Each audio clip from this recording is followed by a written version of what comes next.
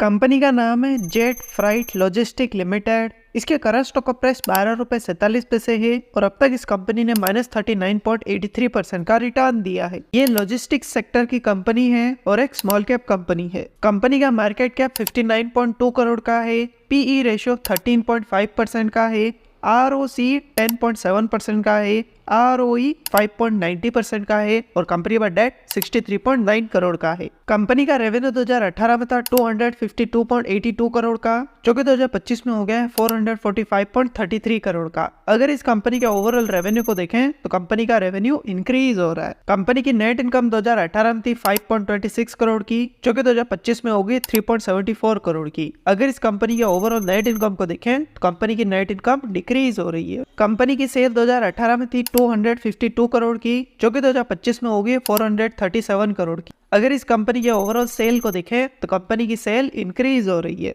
Company के total assets 2019 में थे 96.32 करोड़ के, जो कि 2025 में हो गए 177.28 करोड़ के। अगर इस कंपनी के टोटल एसेट्स को देखें तो कंपनी के एसेट्स इंक्रीज हो रहे हैं। कंपनी की लायबिलिटीज 2019 में थी 66.73 करोड़ की, जो कि 2025 में होगी 113.04 करोड़ की। अगर इस कंपनी के ओवरऑल लायबिलिटीज को देखें तो कंपनी की लायबिलिटीज इंक्रीज हो रही है। कंपनी के प्रमोटर्स के पास कंपनी का 50.92% शेयर है। म्यूचुअल फंड, डोमेस्टिक इंस्टीट्यूशन और फॉरेन इंस्टीट्यूशन में कंपनी के 0% शेयर है और रिटेल इन्वेस्टर्स के पास कंपनी का 49.08% शेयर है। तो ये था कंपनी का बेसिक एनालिसिस, और अगर आप भी किसी कंपनी का एनालिसिस करवाना चाहते हैं तो कमेंट करके बताएं। और अगर आपने अब तक अपना डीमैट अकाउंट ओपन नहीं किया तो डिस्क्रिप्शन में आपको लिंक मिलेगा, वहां से आप अपना डीमैट अकाउंट ओपन कर सकते हैं। और अगर ये वीडियो आपको पसंद आए तो इसे लाइक करें, दोस्तों के साथ शेयर करें और ऐसी वीडियोस के लिए चैनल को सब्सक्राइब करें।